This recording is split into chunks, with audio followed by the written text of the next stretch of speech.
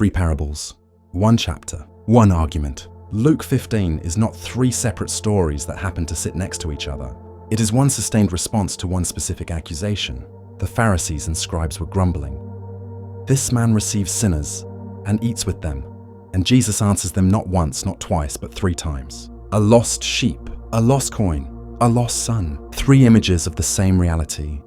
God searching for what is missing. But the second parable, the one sitting quietly between the famous shepherd and the famous father, contains something that most people walk straight past. Something that once you see it, you cannot unsee. A woman has 10 silver coins. She loses 1. She lights a lamp, sweeps the entire house, searches carefully until she finds it. Then she calls her neighbors and friends together and says, "Rejoice with me, for I have found the coin that I had lost." Simple, familiar, easy to nod through on the way to the prodigal son. But stop here for a moment. Who is the woman? In the first parable, the shepherd who leaves the 99, most teachers identify the shepherd as God or Jesus. That identification is natural and well supported. The Good Shepherd imagery runs through the entire Bible. But in the second parable, the woman sweeping her house, that same identification would mean something remarkable. Something that has made certain theologians deeply uncomfortable across church history. And something that Jesus appears to have done entirely deliberately.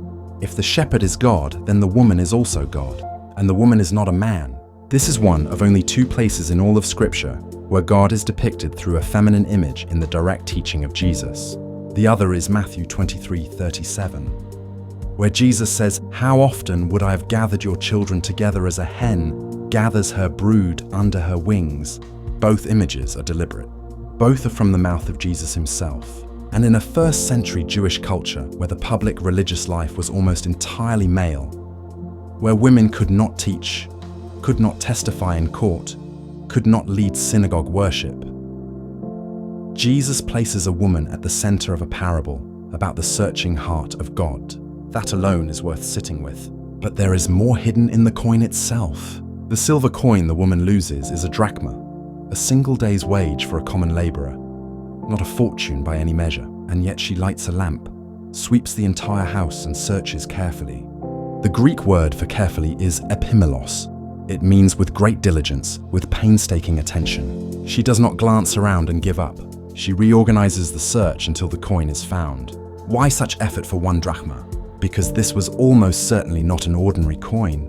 In first century Palestinian culture, a married woman wore a headdress of 10 silver coins, called a samedi, as her most treasured and publicly visible possession. It was the equivalent of a wedding ring. It was given to her at marriage and represented her identity, her status, her security within the family structure. Losing 1 coin from that headdress was not a minor domestic inconvenience. It was a visible, public loss, a gap in the headdress that anyone who saw her would notice. She is not looking for loose change. She is searching for something that belongs to her identity. And when she finds it, the response is entirely disproportionate to the economics. She calls her neighbors and friends together for a celebration. In the ancient world, a celebration required food, preparation, hospitality. The cost of the party almost certainly exceeded the value of the coin. Jesus does not defend the economics. He makes the same move he made with the shepherd. The joy of finding is not proportional to the market value of what was lost. It is proportional to the fact that it was lost at all. And then, just so, I tell you, there is joy before the angels of God over 1 sinner who repents. Not joy among the angels, not joy that the angels feel. Joy before the angels, in the presence of the angels, as if the angels are witnesses to a joy that originates somewhere above them. As if the celebration happens at a level the angels can observe but not fully contain. Now step back and look at all 3 parables together. The shepherd goes out to search, active, moving, into the wilderness. The woman sweeps the inside, active, moving, through the house. The father waits, watches, sees his son while he is still a great way off. 3 dimensions of divine searching, outside, inside, and standing at the threshold, watching the road.